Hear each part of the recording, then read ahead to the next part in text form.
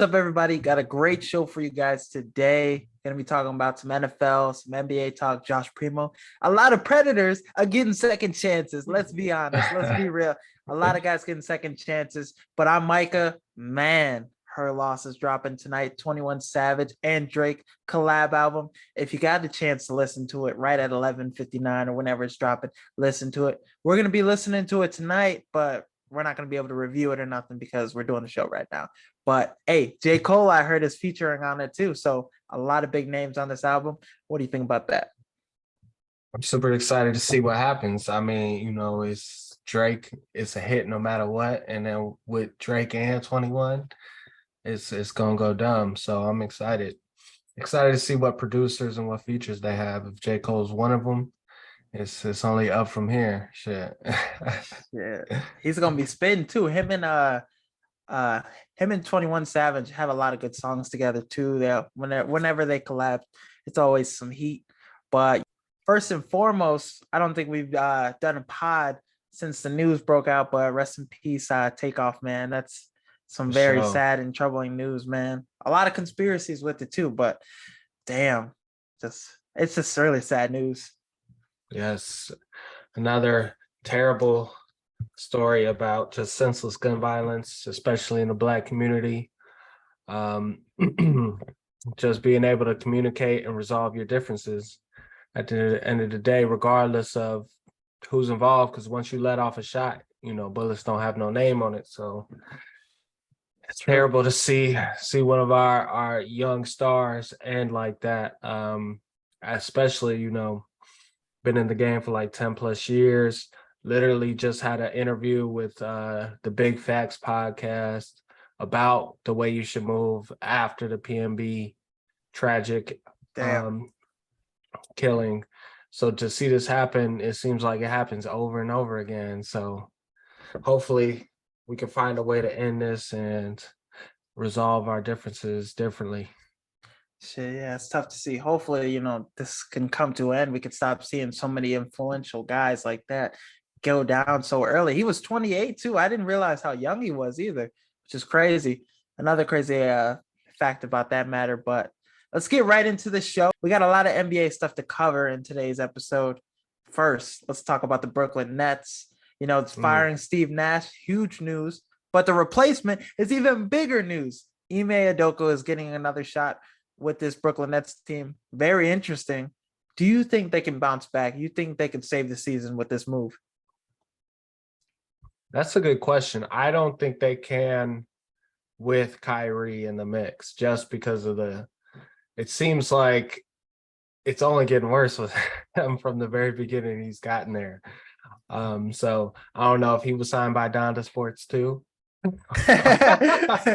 Kanye West has been like reposting his stuff, putting Bible verses in tweets and shit. He's been like speaking out on Kyrie, getting all the heat and shit. And that's the last person you want speaking out and coming to your defense, You actually want Kanye talking bad about you, not the other way around at this point in his career. So, but I mean, it's just been a soap opera from the very beginning. I think Kendrick Perkins said that today. And it's true, because you look at the Kyrie situation, you look at Steve Nash literally going to ownership and saying they're not responding to me. So I don't think, as much as people say he was a scapegoat, I think he was at the point where he was like, this isn't even working. So either that somebody leaving or I am type shit. So right. Then to make matters worse, you got a guy with like Ime Udoka, obviously a talented coach, a young rising star in this league, but the baggage he brings immediately after the situation in Boston. So you're immediately at this point, and then you take into consideration Ben Simmons, and this guy has more fouls than points at this point in the season. They don't have nobody that's functional on this team. It's not looking too hot. And then you even look at them on the defensive side of the court. Terrible. So it's going to take a lot to improve this team. You look at that Boston roster Ime had, I mean, top to bottom. Smart. He was defensive player of the year nominee. He won defensive player of the year last year. Every year he seems to be up for that award. Got a lot of guys that can play defense on that team and that are leaders. This team, Brooklyn, they don't have any of that. Yeah, and I think it's a classic tale for KD just to learn that, hey, I'm one of the greatest of all time. I have the ceiling to be the all-time great. At one point, I think that ship has sailed. Yeah. Sometimes maybe, let's focus on the basketball side of things and not the GM side of things. And I think that's where he kind of got caught relying on just because you're a great basketball player, you can surround yourselves with friends and be able to win a championship. That's not the reality in this NBA. So I think it's just a classic tale of, focusing on what you're good at. Shit, you can take a lot from that, just focus on what you're good at in the end of the day. And the next guy, Kyrie Irving, we talked about him a little. He's not been good at talking press conference, all that stuff. He's not good at apologies. Let's get that out the way. At all. He didn't say sorry in his apology. His apology was more like, I get, I fucked up and stuff, but, I still don't apologize for that shit, basically. But so what did you think about the anti-Semitic things and stuff? Because I need to get more into the loop about it. I've been hearing stuff. So what was your take on it, on the whole situation? Yeah. So Kyrie essentially shared a tweet from posting about a movie with a bunch of anti-Semitic rhetoric in it.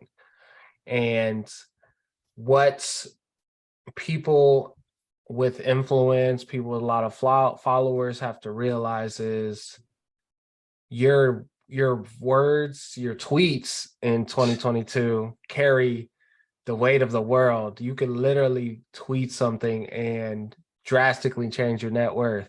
Kanye West. Or you could literally do an interview and drastically change your net worth. So you have to be really smart, and you can't afford to be ignorant as a superstar, as a person who is quote unquote the voice of the voiceless in 22. It's just there's today and moving forward is not the time to be ignorant and posting without being strategic, without understanding what you're posting, because it doesn't matter about your intentions at the end of the day. It matters how it's perceived. Yeah. And to add on to that, not apologizing is gonna only add fuel to the fire. And then the Nets come out with a statement suspending him for 5 games without pay, with him basically saying he's unfit to be associated with the Nets. And I don't know. I've been watching sports a long time. I ain't heard that shit too many times. And we've seen some guys do some crazy shit. So some crazier things, but it's really tough for this Kyrie situation because, I think he means well, but during his, 5-game suspension, I think he should stop reading books and being so knowledgeable about everything like he says he is, just get back, apologize first, come out, make a better statement. But it's just tough because he's another guy like KD that are just straight up hoopers, but then they let the other stuff get in the way of, that image that they have, and it's tough. Man, let the main thing be the main thing. Everything else, it should be fall into comparison to what's the main thing. But the thing is, as a human, you don't get to decide what that is for another human being. Although Kyrie has the potential to be a point guard in this league, and he is when healthy, what's important to him is clearly finding his inner self-knowledge, knowledge of his history as a human. And he's slowly but surely trying to figure that out, but he's stumbling across the way. That's no question. Sure. So he's taking some licks on the way. And so is Kanye. And if you want to throw Antonio Brown in there, you can too. But they're all like Antonio Brown, Kanye West. They're good friends. I don't know if Kyrie Irving and Kanye West are good friends, but And I don't want to disrespect Kyrie throwing him in there with those two because I mean Antonio Brown's probably the nuttiest of them all. But for Kyrie, just got to be more strategic with what you post and understand the weight your words or your tweets have. And it can impact, look, now it's starting to impact other aspects of your life, not only the way the media portrays you, but now you're getting suspended for it. Without pay. But another guy that is another situation, not anti-Semitic shit, but kind of more towards the Deshaun Watson side of things, Josh Primo. And he was drafted in the lottery by the San Antonio Spurs. Now, they said, the San Antonio Spurs psychologist that what he was seeing for months, with mental health and stuff, all the stuff, the doctor they had, she said he exposed himself to her 9 times in like a matter of months, right? And she filed a bunch of reports. Greg Popovich didn't know about it. The Spurs said that he did. So now she's filing a lawsuit against the Spurs and Primo. And they damn near almost fired this woman. And she wasn't even at fault for this situation. So she's about to get a bag. Primo said, I'm taking some time. I'm going to take care of my mental health. He should be in jail. He shouldn't he should get hard time. He shouldn't get no time for mental health. Pause. He don't need no more hard time. That boy flashing there. He probably flashing somebody right now. He's putting up numbers 9 times. The only rational explanation for that is mental illness. I mean, good God. I could understand after one time, but damn, 9, what the fuck is you doing, boy? And there's no excuse for that. You hear what he said too? He was like, I didn't realize, it must have been, it was coming out of my basketball shorts or something. And just a mistake or something crazy. And I'm just like, what? 9 times that happened? Either this man is Mandigo or he allergic to underwear. It's the only rational explanation. It's tough to see. And then, to make things worse, Ime Udoka was going to the Brooklyn Nets. People are like, oh, Josh Primo's going to the Brooklyn Nets as well. He signed the contract a couple minutes after. Man, they're going to have a sex therapist over there. For sure. But now the Lakers on bright side teams, going through a lot of dysfunction. The Lakers were going through dysfunction, but the resolution to that is having Russ come off the bench. And now he's playing a lot better, more efficient. He's being a team guy. Before he was like, I'm not trying to come off the bench, all that stuff. Fuck that. But now he's buying in. Do you think this is something the Lakers can do the whole season, or should they still move Russell Westbrook? I think they are stuck between a rock and a hard place. So when you look at their roster, you look at the draft picks they have available, you look at the cap space. I think the best thing for them is Russ playing well. Yes. That increases his value on the market, then they can get him out of there. I don't give a fuck how. I don't give a fuck if they got MVP Russ. Get his ass out of there. They're not going to be able to have success.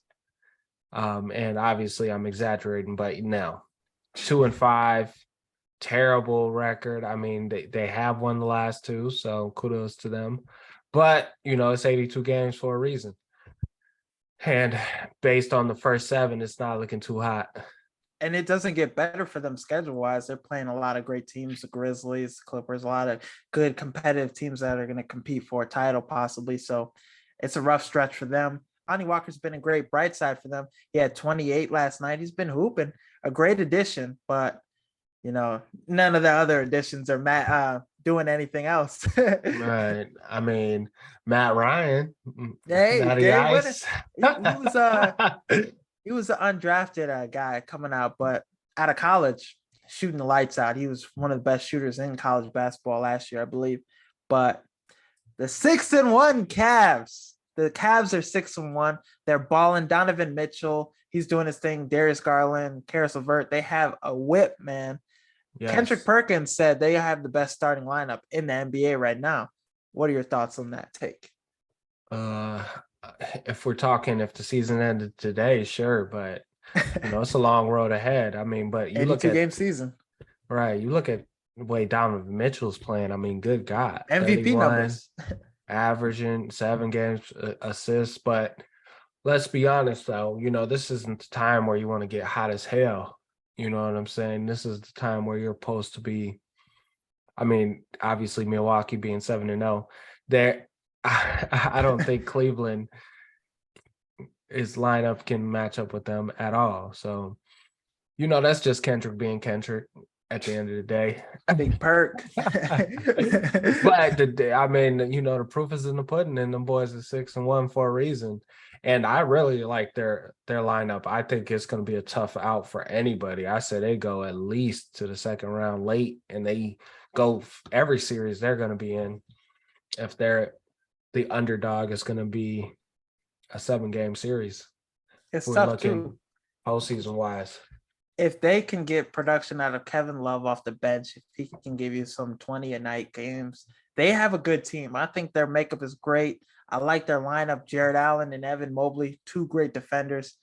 I think they can give Milwaukee some go if Middleton's hurt. If Middleton's hurt, if they catch one of the Bucks lacking, somebody on that team's hurt, I think they can give the Bucks go. But a fully healthy Bucks, I think it's got to be the favorite in the East, especially with all the dysfunction happening with Brooklyn.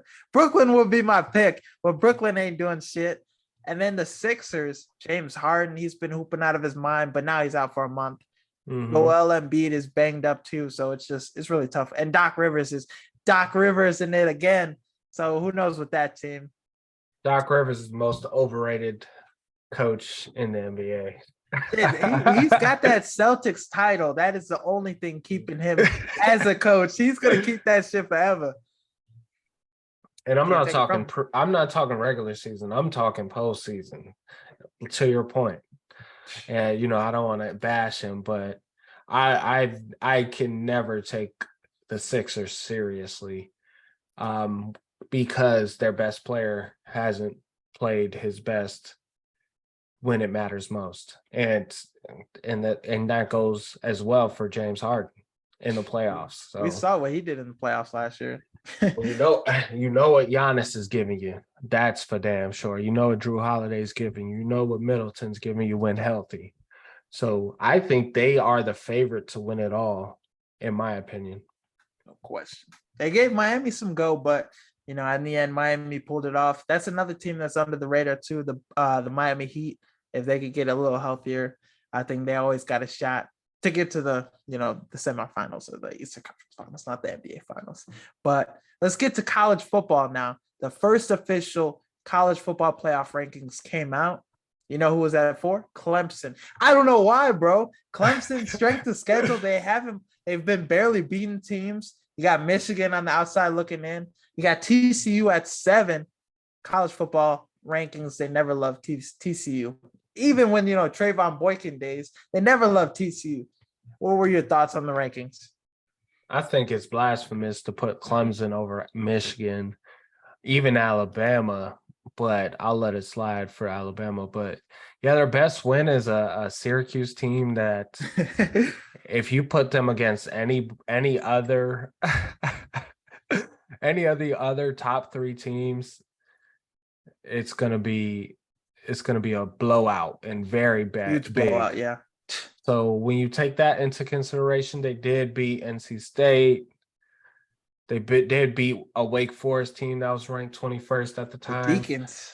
But the reality is the ACC is not a good conference or as good as the Big Ten or the SEC. So I felt like the people in that room should have took that into consideration, especially with the undefeated Michigan team at 5. So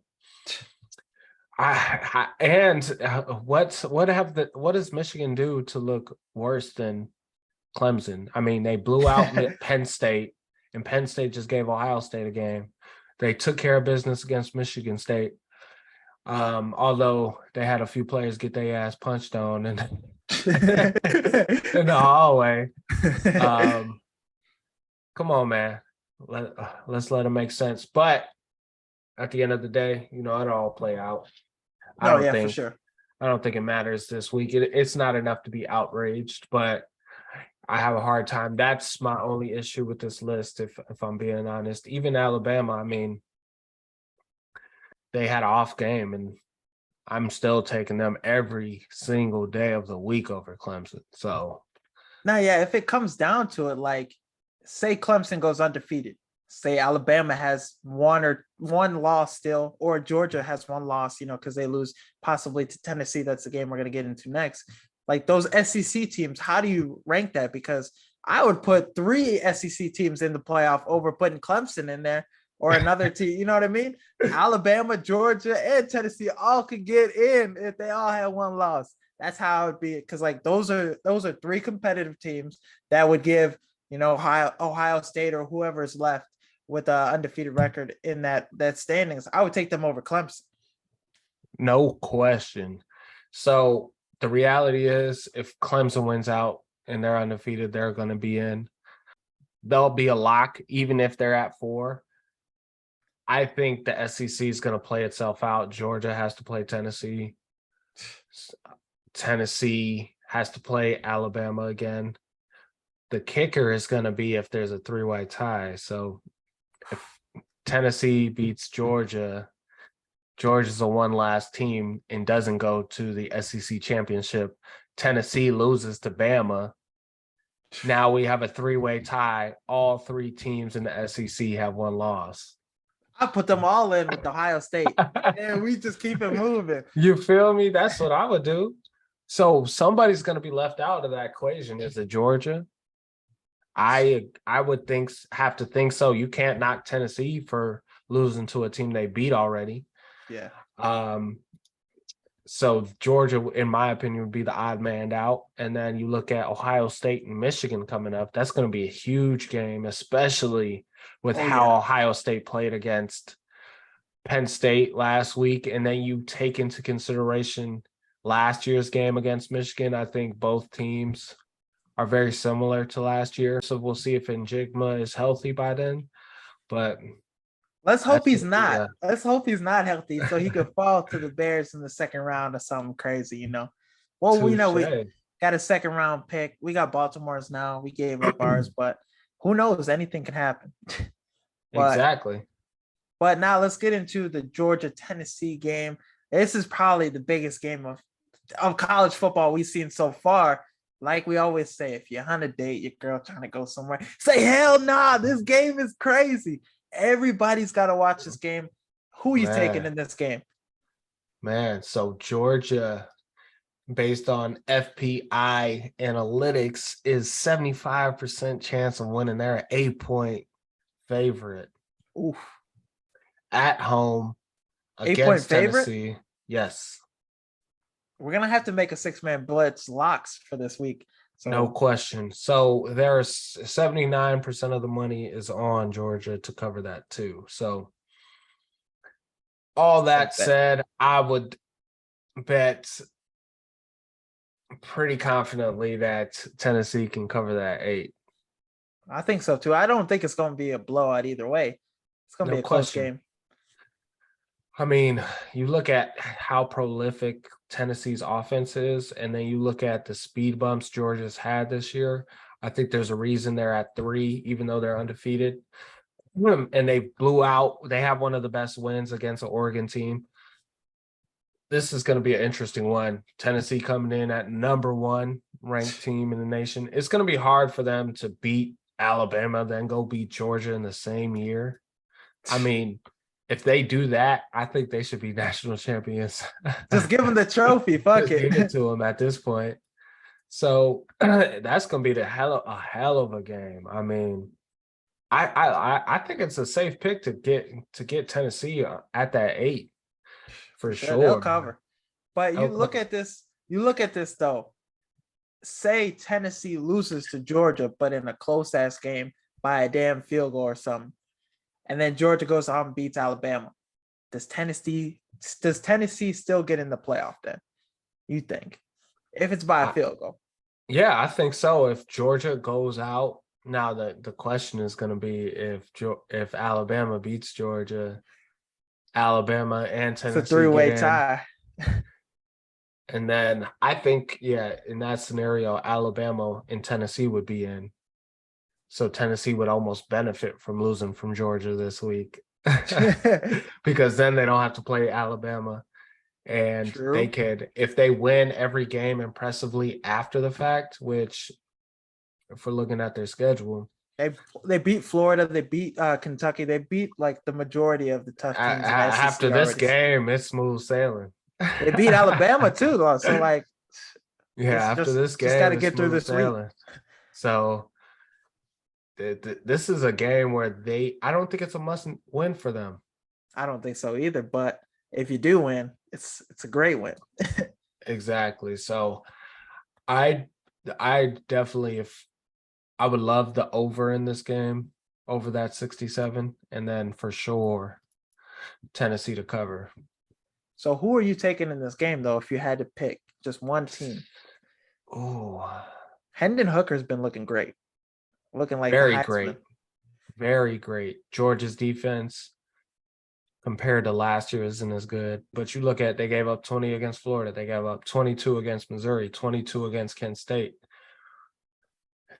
Tennessee is a whole different ball game. And you look at their schedule, who have they played with an offense as good as that one outside of Oregon week 1? And we know Oregon's a different team now. They So shut the fuck out Oregon too, or they blew their ass out. I don't think that's, I think I love the, like I said, I love Tennessee to cover this, if not Me win. too. So I will lean towards Georgia winning, but if you have a little money, a little extra money on the side, you might as well bet Tennessee money line if you Okay. feel that aggressive about it. I'll sprinkle some cheese on it if I was into that space, but You're retired. it's safe to get the 8 points, you know what I'm saying? But this is going to be a ball game for sure. For sure. I'm taking Tennessee in this game though. But the thing is, I'm taking Tennessee because I ain't putting no money on this shit. If I was putting money on this shit, Georgia all the way. But I'm taking I'm taking That's Tennessee in this game. what that's how you answer this question. What would you put money on? That's what Okay, we'll you change would it then. bet. I'm taking Georgia then. I'll take Uh Tennessee. okay. But I'm just gonna root for Tennessee all the way in this game. I'm gonna put that shit on. I'm gonna put it on in the break room. Oh wait, no, I think I got the day off Saturday. Fuck it. Now Oh I'm gonna watch shit. it at the crib. But so like we said, he's taking Tennessee. I'm taking Georgia. Shit, it's gonna be a great game. Gotta watch it. Let's get into some NFL talk now. Trade deadline. It felt like the NBA trade deadline. So many Man, moves didn't were it? happening, move after move. TJ Hawkinson started it off to the Vikings. Bradley Chubb Mm-hmm. to the Dolphins. Claypool to the Mm-hmm. Bears. Now, what was your Mm-hmm. reaction to the trade deadline? All the moves that were happening. Man, I think teams, it's a copycat league, and you see what the Rams were able to do, adding Von Miller, adding Odell last year, really able to stamp where they were at in the NFC. And then you look at this year, Christian McCaffrey going to the Niners. I mean, could you name a better fit for an offense? I could. You look I at the think last that game too. I He think went that's the off. best trade. And you look at teams like the Niners, you look at teams like the Vikings, who are adding weapons around a quarterback that isn't going to be the best player on your offense, which is a negative in today's NFL. You get Very him, negative. you get him the talent he needs to have success. And then you couple that with the defensive performance both teams have been having this year. I think those teams are at the very forefront competing with the Eagles. And then you look at the Eagles adding a pass rusher. We didn't get to see it tonight as much, but that's exciting news also. So there's a Mhm. lot of big moves. I think even Buffalo getting Naheem Hines was a That's a huge huge move move. because of the how much they have to rely on um, Josh Allen for their offense to run. Like there's going to be some games like last year when they played New England where the wind was terrible and it was freezing and you can't rely on the pass. So there's going to be opportunities for Naheem Hines to have a big impact on that offense. For sure. Now, if you had to pick somebody who won the trade deadline, who would you pick? Not the obvious answer, the 49ers. Give me somebody else. Who is like underrated move that you think they won the deadline? Oh, that's a good question. Let's think. I'm gonna take my Bears cap off for this one because I want to say Claypool. I want to say the Bears, of course. I think if we're being honest, Miami had a phenomenal trade Jeff for Wilson, Bradley Chubb Bradley and Jeff Chubb. Wilson. I think they got Jeff Wilson for peanuts. They got Bradley Chubb. They put a hell of a package around that. And then I think they for sure put themselves in the upper echelon of the AFC because they're going to have to with how Buffalo's playing, how Kansas City is playing. But you look at their roster, they're up there with all of those teams. So the only question for them is going to be if Tua can stay healthy, with him having the highest passer rating in the NFL right now. You have Tyreek Hill having 961 yards on pace to break the record, Calvin Johnson's record. And then, but looking at this move, Bradley Chubb, no, looking at all the moves that the Dolphins have made, all because the 49ers wanted to get Trey Lance. All the moves, all the first round picks, one of them turned to Jalen Waddle. You've seen what he's been doing this year and last year. One of them turned into Tyreek Hill, and another one turned into Bradley Chubb. If Trey Lance is a bust, this is probably the worst trade of NFL history for the Niners. And they went all in on a quarterback because they know that's what they need to get over the hump. And this year it just didn't pan out. So they Hopefully, went speedy recovery for him too as well. For sure. So they went and got Christian McCaffrey, which has, now he's the one throwing touchdown passes. he can pass too. That movie Miles shit. But looking at this, another move that is going under the radar. I think Roquan Smith to the Ravens was a huge move for the Ravens. That defense is going to be completely solid. Justin Houston having 6 sacks. Patrick Queen is a good linebacker. And then you got Roquan Smith, one of the best linebackers in the league. That defense is going to be solid. The only thing they're going to need to do is re-sign him next year. They're going to have to pay him top of the line money. They're going to have to pay Lamar whatever the fuck he wants. So that's going to be tough. But I think this year it will pan out for them. And they just lost Rashad Bateman too. So that's another tough thing. Hopefully they can get – I would want to see OBJ to the Ravens. That's somewhere he should go, not go to the 49ers or the Bills. He should go to Baltimore, play with Lamar. Yeah, that's a good point. But I think if you look at the Ravens scheme, they have had success without Bateman, although he's a nice to have. And then you look at Odell, I think playing with a quarterback that can get you the ball regardless of if you're open or not. For sure. Like a Matthew Stafford does with Cooper Kupp is like, a match made in heaven for any receiver. So I think he'll probably lean towards a more passing style offense if I had to guess. But him in Baltimore, it's going to be dangerous. If you look at teams are going to have to commit to the run. Oftentimes that leaves one-on-one coverage, which, if Odell can create separation, that could have a huge impact on their overall success, especially in the playoffs. Oh yeah. But I think I like him in Baltimore. Another move, I like him with the Giants. I think him going back home to New York is probably the best decision because you'd be the number one guy there. Kenny Galladay, he's not the guy. Wan'Dale Robinson, he's a little banged up. Darius Slayton, he has his moments, but I think he'd be the guy there. But let's get into the Claypool trade. What were your thoughts on this? People are saying the second round pick, it's too high. It's our own second round pick. We got fleeced, all the motherfuckers that think they GMs and shit. Right. What are we talking about here? I mean, we traded Roquan for a second and a fifth and AJ Klein. And then we went back and traded that same pick for Claypool. So essentially, we got Claypool and AJ Klein and a 5th rounder for Roquan Smith. So I think that was a hell of a trade. Not 9 games only, of Roquan Smith too, because he's not going to resign to the Bears next year under the franchise tag. That's not going to happen. We are, because Ryan Poles doesn't make that move if you can bring him in again for next season. So, him being a great GM, you could continue. Go ahead. no, absolutely. I think, and you look at, although Roquan is a great linebacker, you can't overspend on the linebacker position unless he's a pass rusher.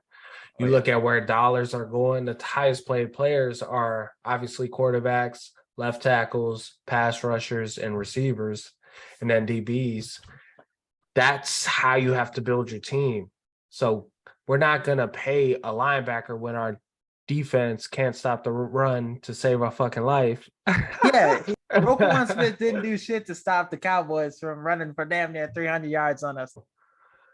And that, that starts up front, of course, but that's not going to be a priority for us.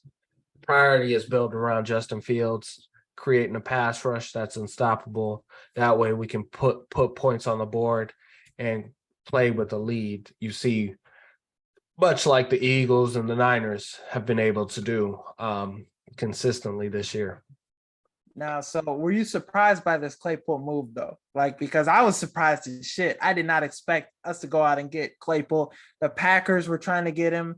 They offered a 2nd-round pick too, but we gave up ours because it was going to be more value than the Packers, obviously. So what were your thoughts?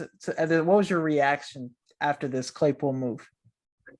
I think it's exciting because if you look at the Bears traditionally, oftentimes we either overspend on the wrong person or make the wrong move or don't make a move at all. So I think Justin Fields' performance the last 2 games has made everyone excited, and getting him a Claypool this year as opposed to in the offseason is only going to help next year, going into next year. And then you look at the cap space we have, you look at the young additions we added in last year's draft. I think the sky is the limit for this young core. So I'm super excited for where the Bears are. It seems like we're finally running the building in the right way and not like what I've heard in the past is like a mom and pop, family run business where we're led by emotions and not continuing to evolve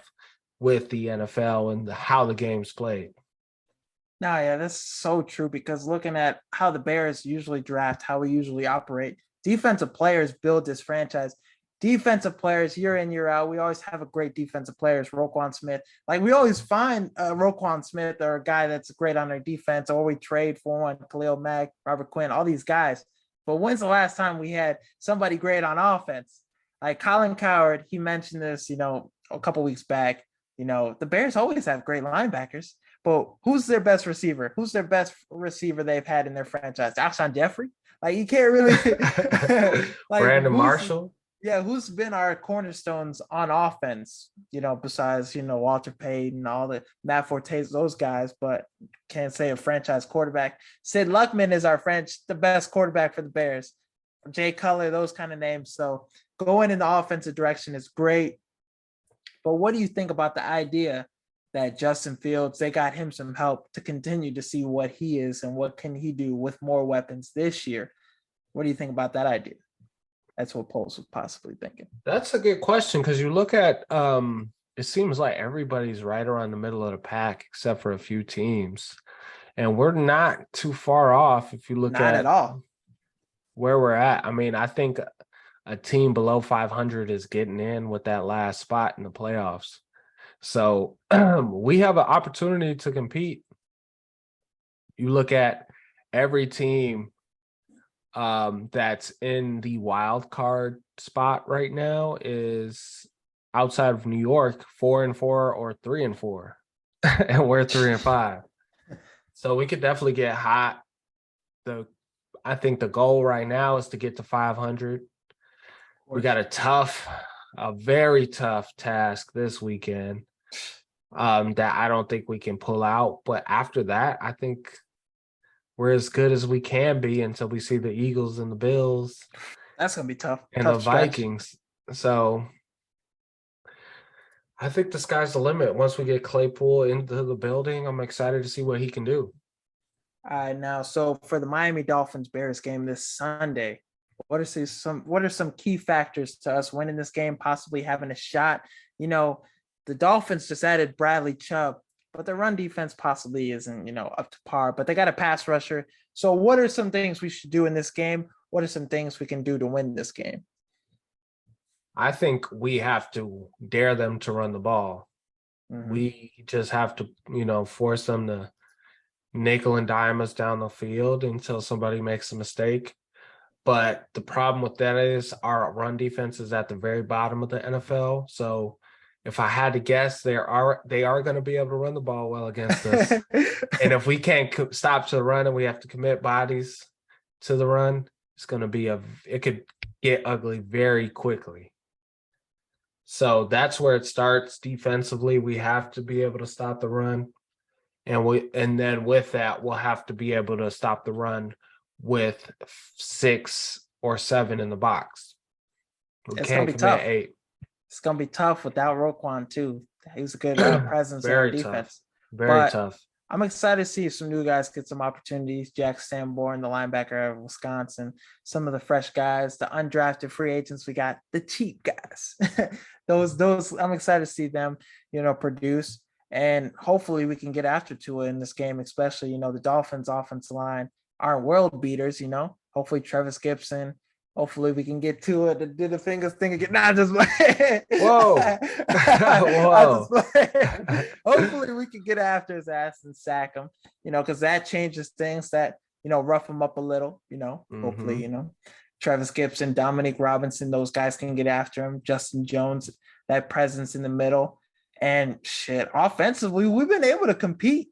As long as our defense don't give up 49 points, we've been in these games. So I'm Exactly. excited.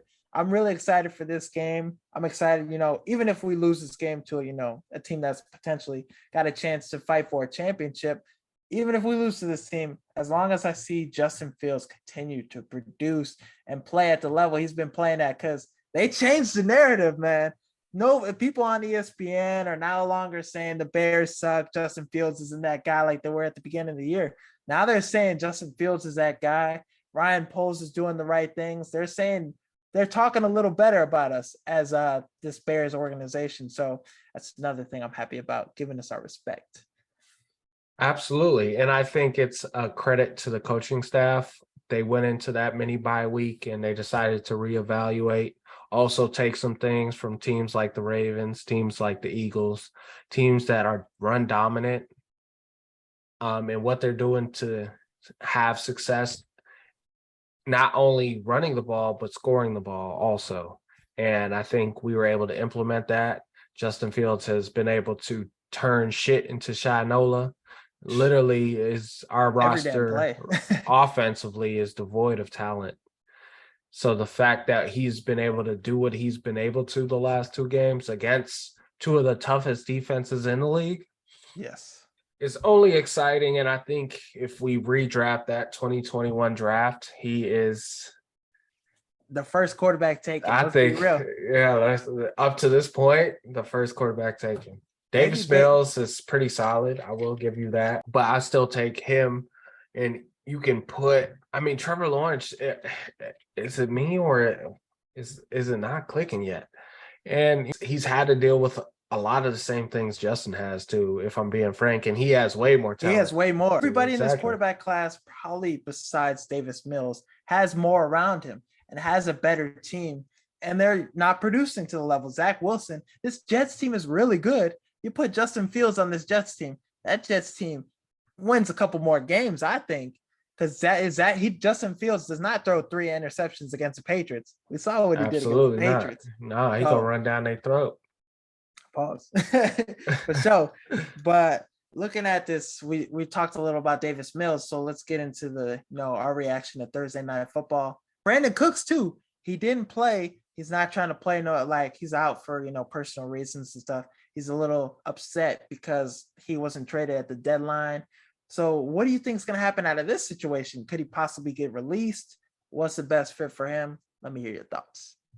Yeah, that's a good question because it sounded like they wanted way more than what he was valued at during the trade deadline. Like, come on now, you asking for a first or some shit? What are we doing here? You're not getting a first with Brandon Cooks. He I don't know should what get they a were second asking or for, but third. they said they were asking. I wouldn't even say a second, maybe even a fourth, Yeah. at the highest. So their evaluation of him on the market was incorrect. And you look at, I don't know what they should do with him at this point. They said he didn't practice. So I think best case scenario is they get it resolved. But if we look at receivers in the past, players in the past, for that organization, and you've seen his tweet. You've seen his tweet. And what did he tweet? Basically, I'm tired of Taking his kindness for weakness or whatever. Yeah, that exactly. bullshit. So I think, yeah, the best thing for them to do is probably cut ties with him at this point. And dude, him on the market, he might probably won't make waivers. They'll pick his ass up before waivers. Oh yeah, somebody's gonna pick him up, no question. Where At do the you like very him the most minimum. though? Where do you like him the most? So like what team? I'd say Baltimore. I think that's a good fit for him. Shit, any team that needs a receiver. I don't want him to go to the Packers though. I want them still to have them young receivers. I don't want them to get an upgrade. Yes, please, not the Packers. But I think the Packers are more than just the receiver away, especially Brandon Cooks' little ass. So I'm not too concerned about that. I do like him even in LA with the Rams. Yeah. Going back home. And that offense with McVay, I think they would be able Right. to utilize him well. I'm sure he can pick up the offense pretty quickly. I like him in another LA team with the Chargers with Mike Williams getting hurt. Yeah, for sure. Keenan Allen's still banged up. They need Exactly. somebody to throw the ball to. Even the Titans. The Titans is another team. Like they don't have any receivers. Robert Woods has been struggling. And Tannehill's banged up too. So maybe get somebody for Malik Willis to throw 5 passes too, and then hand the ball over for 40 times. Mm-hmm. That recipe for success hasn't failed yet. It hasn't in the regular season, but we see what happens in the playoffs. Yes. So I think there's a lot of teams that can benefit from a fast receiver that can take the top off of defense, and he's consistent as fuck too. It's very consistent. So I think he can play a lot of different places. The question is, what does Houston do moving forward? I mean, they have a ton of draft picks going into next year and the year after. 2 first rounders year over year. So yeah, back-to-back years. You seen that too? 2 first rounders. That was like probably the only bright side of that game. Hearing that. Exactly. So my question is, do you think Davis Mills is their future? I don't think so. I think we've seen this happen with the Cardinals. They drafted a guy like Josh Rosen, and then the next year they get the first pick, Kyler Murray. I think there are better quarterbacks in this draft than Davis Mills. No knock on him. Obviously you give him some weapons, he could probably do some things, but there are some knucklehead plays he makes. Some plays where he tries to do more than he can. But with a guy like Brandon Cooks, Damian Pierce, you could squeeze out some more wins this year, if he played a little better. Because defensively, I don't think they're that terrible. No, they played really well this game. I mean, that 55 guy, I mean, good God, he was eating on that. Jerry Hughes, bro. He's been in the league for like 13 years too. He's finally got 6 sacks this year or something. I mean, damn, his ass was balling. He was beating that tackle too. He was unblockable on both sides 68. Against Lane and Muliata or whatever his name is. So, I mean, damn, that was impressive. And then you look at Damian Pierce, that guy is a He's the real deal. raging bull I was running telling the you, bro, ball. beginning of the year to pick him up in fantasy because he is fun to blow up. That's what all the fantasy experts were saying. Damian Pierce is going to be running back one. Look at him now, bro. 100 some yards against a really good Eagles defensive front. You saw what they got at D tackle, but he had 3 sacks. This is a stout Eagles defense, and he was able to run everywhere, damn near. The problem with him is from a fantasy standpoint. Yeah, he ran the ball really well, but he doesn't score, and then Yeah. he doesn't catch the ball out of the backfield. So Rex Burkhead yes, does he that. he had 27 carries for 139 yards. That's 13 points in our fantasy league. Damn. That's for that type of performance, you would like to see more, especially in the pass game. But I mean, if we're talking about just real football, I haven't seen anybody run the ball that damn hard this year. Hard as shit. Some of those jump cuts he was making too, in No, and out. he's As very soon as it quick. gets it, Gets gets vertical very fast. And he finishes every single run, which is nice to see. So isn't great on the body, but he need to it get his definitely money sets while the he can. tone. Right. He It needs to get definitely that sets the contract while he tone. can. But So for this week, I got hot take of the week. Now, are you ready for this one?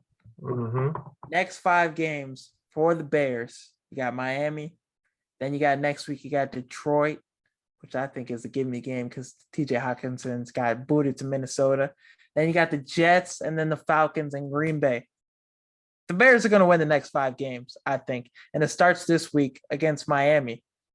The Miami Dolphins coming in with these new guys. They got to build that camaraderie. They got to keep, that foundation going. But I like the Bears in this game. Justin Fields is going to have a fucking day starting him in fantasy this week. He is a QB1 in fantasy. Bless the fantasy gods. And then the following week, I think he has a big ass week against Detroit. Then the Jets and the Falcons. These are 2 teams. Looking at at the start of the year, you're like, all right, these are 2 games we could win. This year, it still stays the same. Zach Wilson, he's undefeated against quarterbacks in his draft class. So I think they got a shot there. The Jets, Sauce Gardner might, lock up Bayless Jones or whoever we got at the receiver position that week. Claypool, he'll lock somebody up. But I think we can be able to run the ball effectively against this Jets defense. Do not throw the ball to Sauce Gardner. Revis Island. Revis Island is, the future for, Jets on that spot. But I like us against the Falcons as well, too. That's another game we can steal. Marcus Mariota. This Falcons team is frisky, but we can still beat them. And then you look at Green Bay the following week before we go on a rough stretch, Buffalo, and then Philadelphia. I like us beating Green Bay because why not? We have a better receiver core now. We can do some things as long as we don't let Aaron Jones run for 300 damn yards. We'll be fine. So that's going to be the problem with that game is Aaron Jones.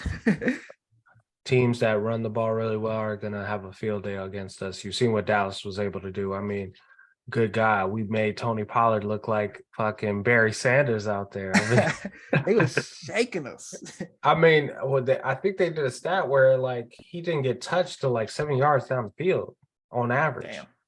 I don't give a fuck how good your secondary is. And we got to take it one game at a time also. I'm thinking 5 games ahead. But good news is strength against strength. Our pass defense is one of the best.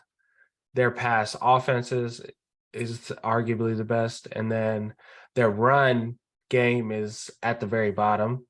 You got Tyreek Hill and Jalen Waddle. I wouldn't run the ball either, but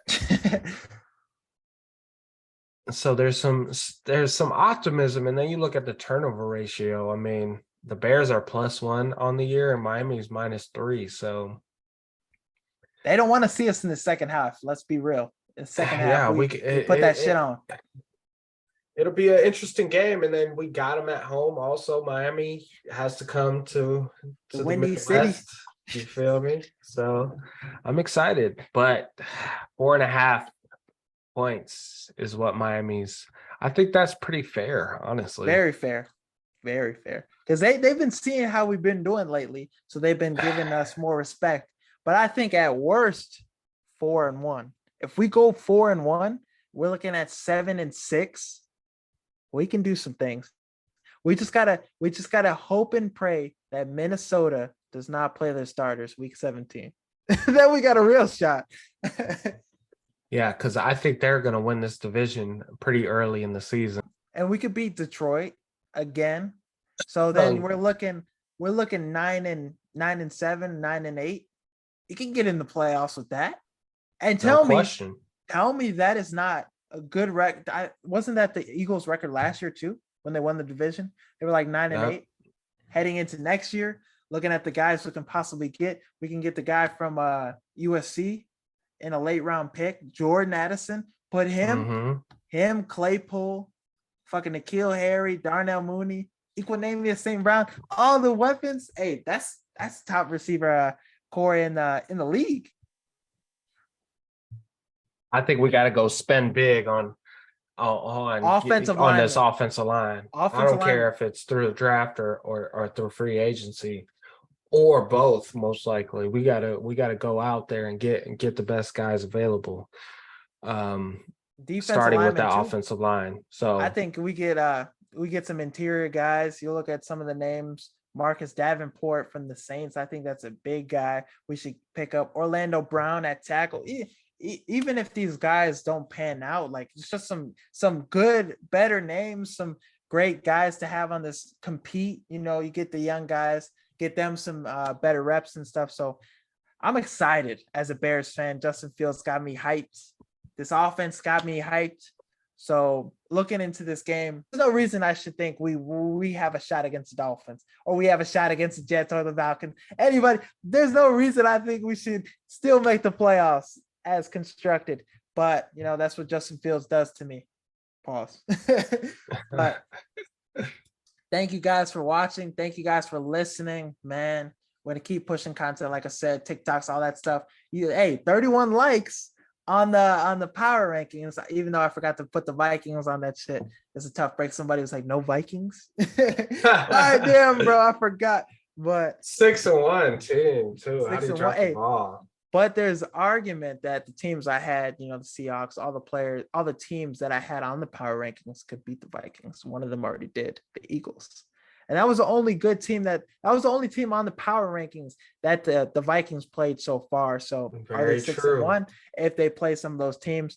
That's what I said in the comments. He was a little quiet. I haven't got the response yet. But like I said, thank you for watching. Thank you for listening. Keep checking up on the Instagram, on the Twitter, 6Man Blitz, on the TikTok, 6Man Blitz or MH97FF.